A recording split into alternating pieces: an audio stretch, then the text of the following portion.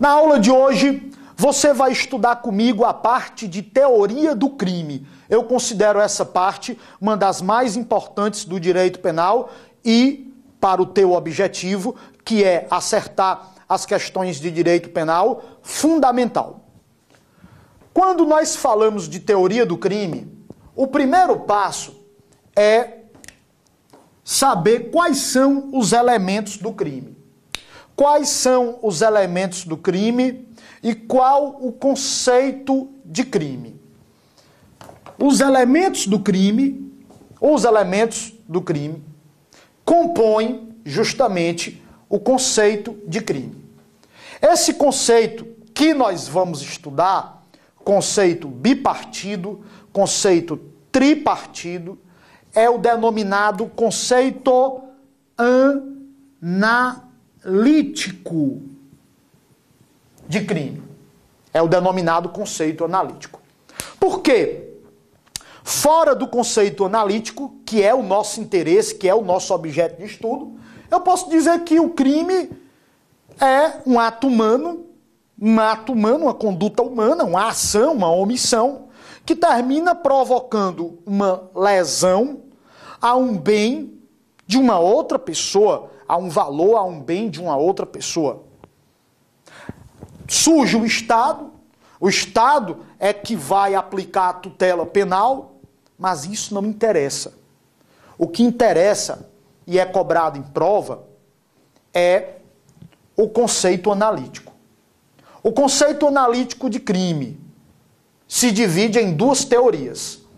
A teoria bipartida e a teoria tripartida. Esse conceito de crime pode ser, portanto, um conceito bipartido ou um conceito tripartido. Professor, o senhor vai dizer, depois de explicar o que é o conceito bipartido e depois de explicar o que é o conceito tripartido, o senhor vai dizer qual é a posição majoritária? Vou passar sim para vocês a posição majoritária. O primeiro elemento do crime, anote aí, por favor. O primeiro elemento do crime é o fato típico. Crime tem como primeiro elemento do seu conceito o fato típico. Fato típico. O que é, professor? Um fato típico. Esse é o primeiro elemento. Nós teremos o fato típico quando, primeiro, o agente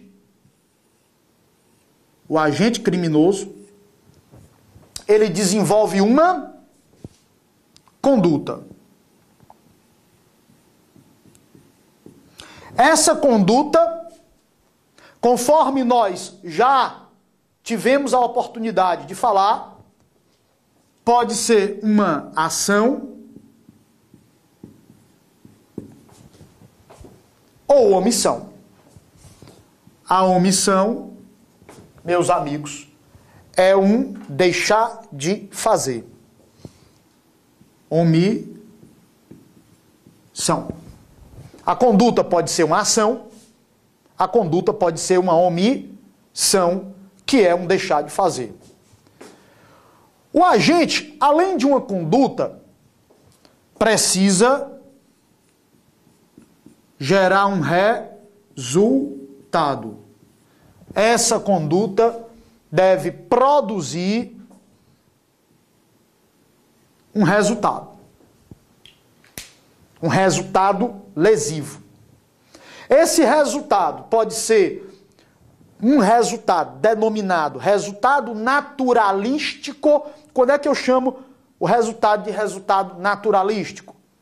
Quando ocorre uma alteração no campo dos acontecimentos, no campo dos fatos. Quando essa conduta produz uma alteração, essa conduta humana produz uma alteração no campo dos acontecimentos.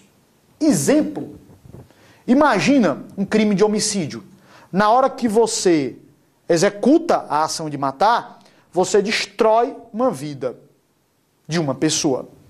Isso é uma alteração no campo dos fatos, dos acontecimentos? É. Eu chamo isso de resultado naturalístico.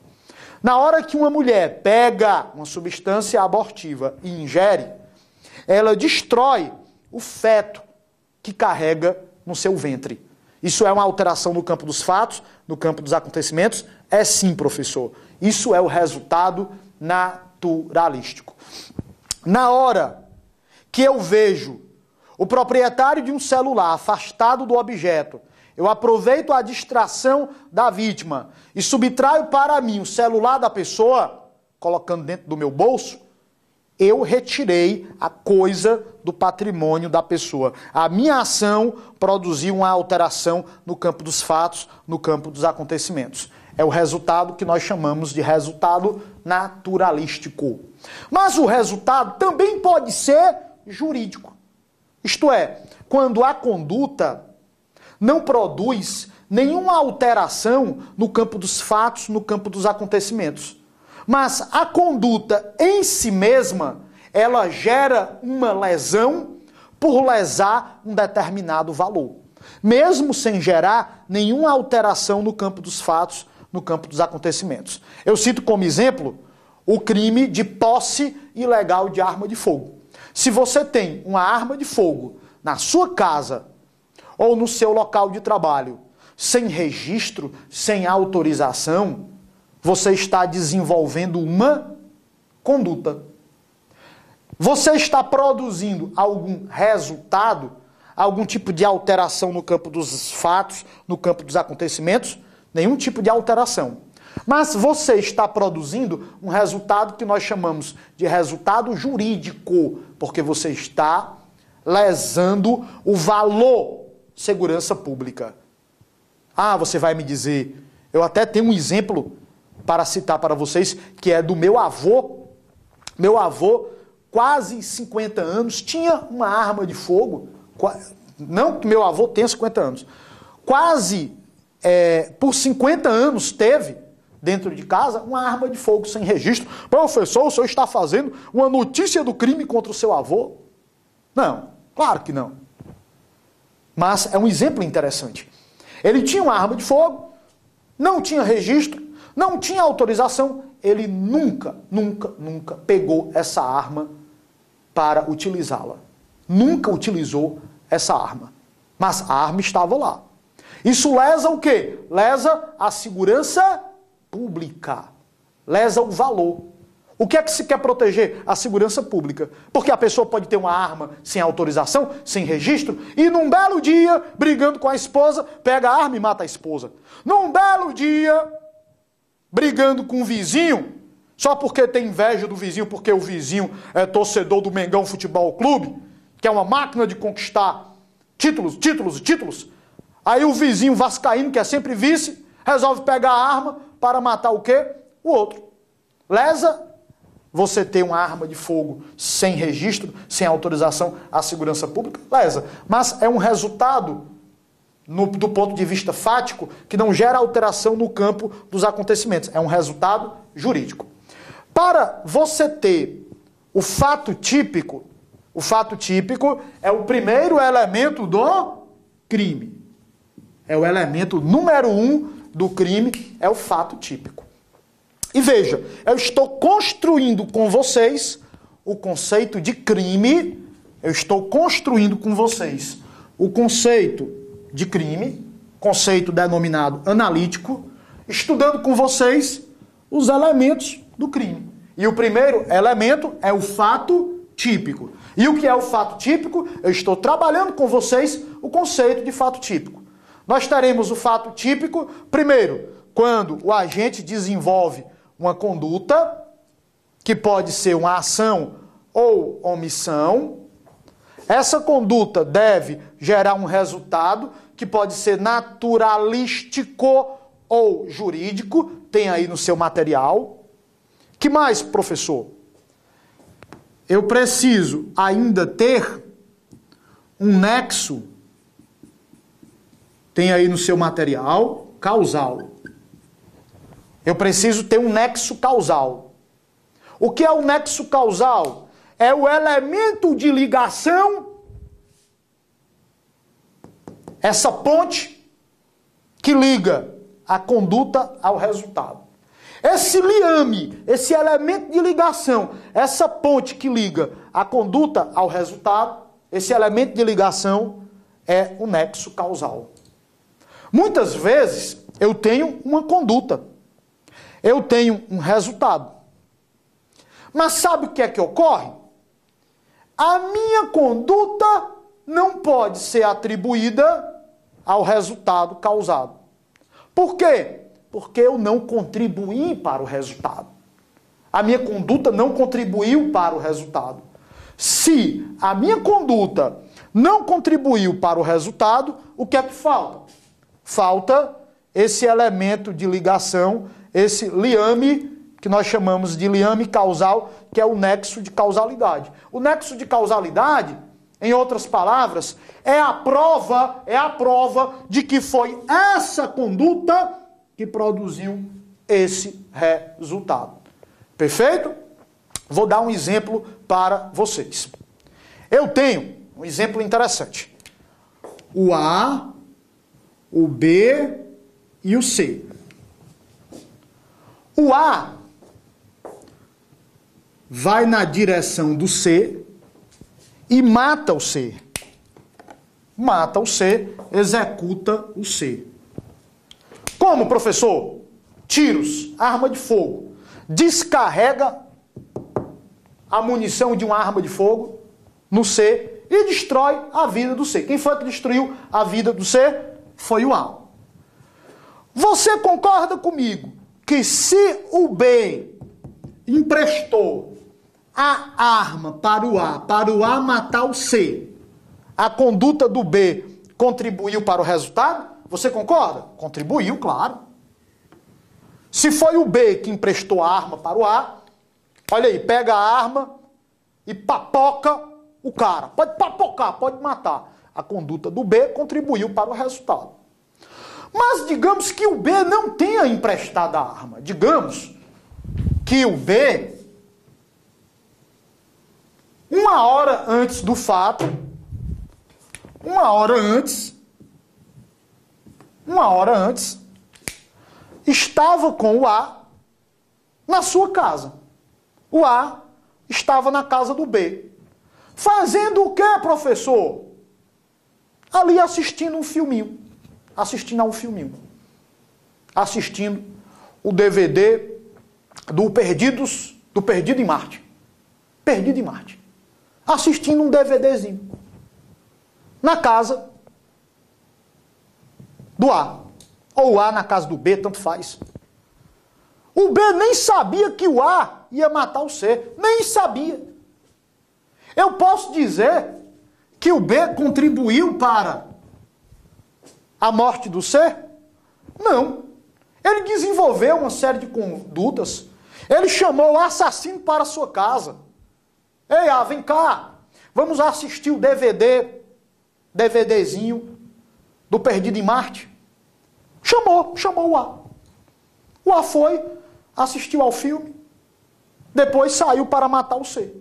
Eu posso dizer que essa conduta do B de chamar o A na sua casa, eu posso dizer que contribuiu para o resultado? Não contribuiu para o resultado. Não existe, então, liame causal entre a morte do C e a conduta do B de uma hora antes chamar o A para assistir a um filme na sua casa. Entenderam? É preciso provar, então, para que o fato seja típico, esse primeiro elemento do crime, é preciso provar que eu tenho uma conduta. O fato típico é isso, é uma conduta esta que deve gerar um resultado naturalístico ou jurídico, e deve existir um nexo causal, que é esse elemento de ligação que liga a conduta ao resultado. É a prova de que foi essa conduta, ou várias condutas, que produziram o resultado. Porque eu posso ter várias condutas, como no exemplo em que eu citei que o B, naquela primeira hipótese que eu trabalhei com vocês, o B tinha emprestado a arma para o A, aí sim contribuiu para o resultado. Existe liame causal. Portanto, conduta para ser fato típico. Eu preciso de uma conduta, eu preciso de um resultado e eu preciso de um nexo causal. Que mais? Para ser fato típico, eu preciso ainda de tipicidade. Eu preciso de tipicidade. É o último elemento, professor? Não. Tem ainda o último que eu ainda vou citar. Tipicidade. O que é a tipicidade? A tipicidade é a descrição da conduta na norma penal. A tipicidade significa que a conduta encontra-se nos elementos descritivos de uma norma penal. Essa é a chamada tipicidade formal. Quando é que nós temos tipicidade formal? O Álvaro pega um revólver, aponta para uma pessoa, atira, pá, e mata essa pessoa. Tipicidade formal. Ele executou a ação de matar, destruiu a vida de uma pessoa. Essa conduta encontra-se descrita nos elementos do crime de homicídio, artigo 121 do Código Penal. Se uma pessoa constrange outra à prática de conjunção carnal ou de ato libidinoso, mediante violência ou grave ameaça, essa conduta encontra-se descrita nos elementos descritivos lá do crime de estupro, artigo 213 do Código Penal. Isso é a chamada tipicidade formal. Se eu, num supermercado, pego uma maçã e escondo essa maçã dentro da minha roupa e saio do supermercado com essa maçã, eu pratiquei uma conduta que encontra-se descrita lá no crime do artigo 155 do Código Penal, que é o crime de furto. Subtrair coisa alheia. A maçã é uma coisa alheia, não é sua, você tinha que pagar pela maçã. Subtrair coisa alheia móvel, é uma coisa móvel, para si ou para outrem. Você subtraiu para si uma maçã. Isso é uma conduta que se encaixa perfeitamente lá na descrição típica do crime de furto. Nesse caso, você tem o que nós chamamos de tipicidade formal. Formal. Perfeito? Nesse caso, você tem tipicidade formal. Mas a tipicidade deve ser não apenas formal. Nós temos também a tipicidade material.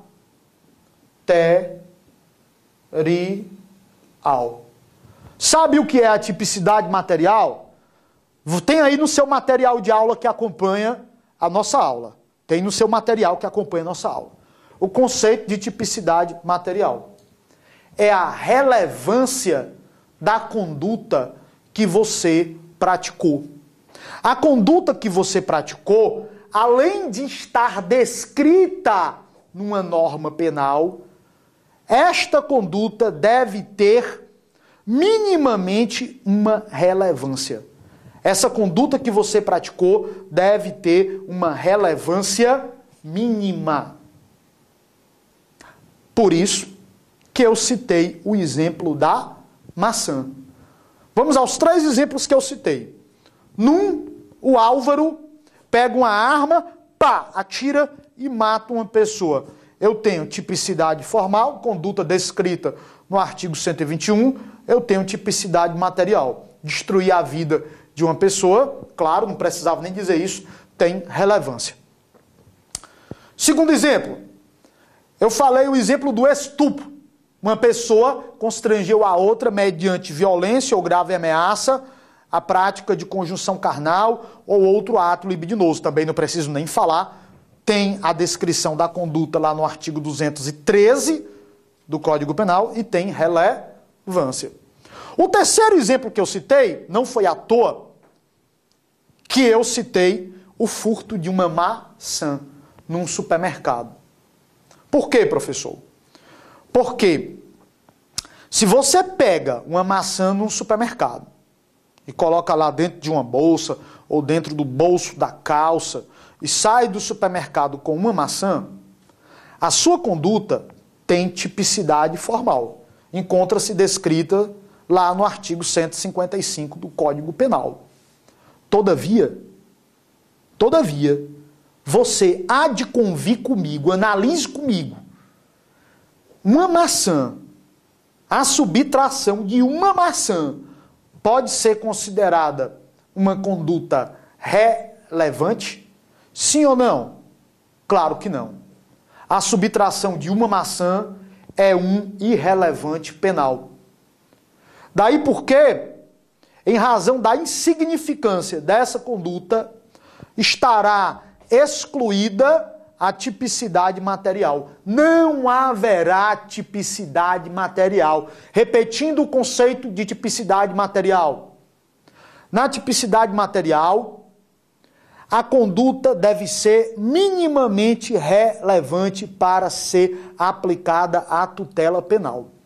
A tipicidade material é essa relevância mínima que deve ter a conduta para que a conduta possa ser considerada um fato típico, para que possa existir tipicidade. Se não existir relevância mínima, não existe tipicidade. Se não existe tipicidade, não existe fato típico.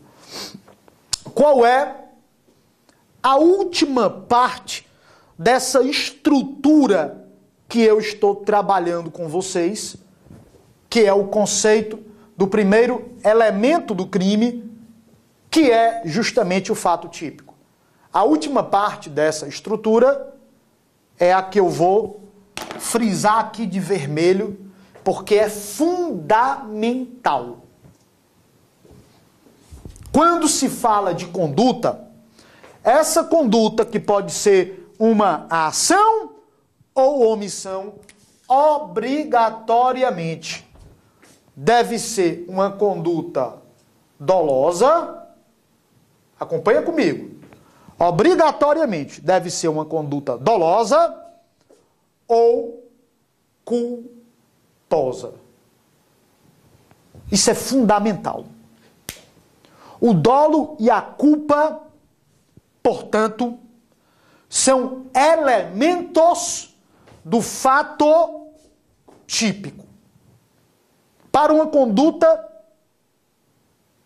ser considerada criminosa, obrigatoriamente essa conduta deve ser dolosa, o agente deve agir com dolo, querendo o resultado, dirigindo sua vontade para a produção de um resultado, ou assumindo o risco de produzi-lo. Se não agiu com dolo e o crime prevê a possibilidade de forma culposa, o agente deve agir ao menos com imprudência, negligência ou imperícia. Perfeito? Esses são os elementos do fato típico, e o fato típico é o primeiro elemento do crime. Mais uma vez, então, no fato típico, que é o primeiro elemento do crime, nós vamos encontrar, então, todos esses elementos. Esses elementos aqui são os elementos do fato típico. E o fato típico é o primeiro elemento do crime. Eu preciso de uma conduta. Essa conduta, que pode ser uma ação ou omissão, deve ser uma conduta dolosa ou culposa. Eu preciso de um resultado, que pode ser naturalístico ou jurídico. Eu preciso de um nexo causal, que é o elemento de ligação entre a conduta e o resultado. E eu preciso da tipicidade, que é a tipicidade formal, descrição da conduta nos elementos descritivos da norma penal, e a tipicidade material, a relevância mínima que deve ter essa conduta para ser considerado fato típico, para ser típica a conduta, para existir tipicidade. Relevância mínima da conduta. Perfeito? Maravilha. Esse é o conceito do primeiro elemento do crime, o fato típico. Qual é o segundo elemento do crime?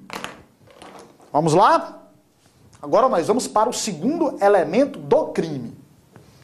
O segundo elemento do crime, anote aí, é a antijuridicidade. Anote aí. É a antijuridicidade. Esse nomezinho grande aqui.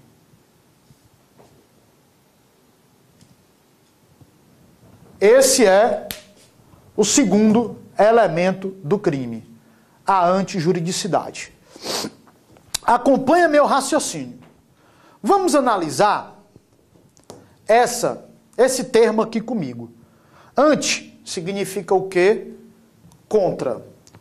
Jurídico significa o quê? Direito.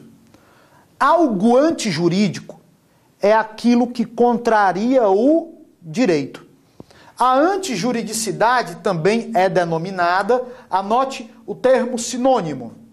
A antijuridicidade também é denominada ilicitude. Ilicitude.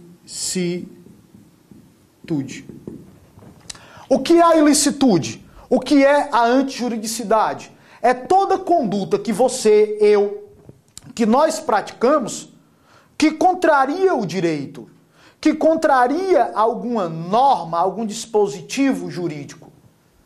Gente, o campo da antijuridicidade é imenso. Por exemplo, na hora em que você pega o seu carrinho e você estaciona em local proibido, você praticou uma conduta antijurídica. Pratiquei, professor? Tem antijuridicidade? Estacionar em local proibido? Tudo que é contra o direito é antijurídico. Você estacionou seu carrinho no local proibido. Você praticou uma conduta antijurídica. Professor, mas eu não cometi crime, porque estacionar em local proibido não é crime. Exatamente. Estacionar em local proibido não é crime. Mas não é crime, acompanhe meu raciocínio. Não é porque tua conduta não seja antijurídica. Antijurídica é. Tanto é que vai ter repercussão. Você vai ser o quê? Multado. Direito administrativo. A administração pública não vai te perdoar, não. Multa em cima de você. Porque você praticou uma conduta antijurídica. E não é crime por quê? Não é por falta de antijuridicidade. Antijuridicidade tem. Não é crime porque falta o primeiro elemento. Vamos analisar a situação. Você desenvolveu uma conduta, pegou seu carro e estacionou no local proibido. É uma conduta? É. Uma ação. Uma ação, inclusive, dolosa, viu? Porque você viu que o local era proibido, você foi lá e colocou seu carro no local proibido. Gerou um resultado jurídico. Tem nexo causal? Tem. Mas quando chega na tipicidade formal, já cai. Por quê? Porque essa conduta de estacionar em local proibido não está descrita numa norma penal como crime. Falta o quê? Falta tipicidade formal. E se não tem tipicidade formal, falta um dos elementos do fato típico. Não tem fato típico. E por não ter fato típico, não tem crime. Apesar de ser uma conduta antijurídica. Perfeito? Bem, até a próxima aula. Estamos juntos, detonando!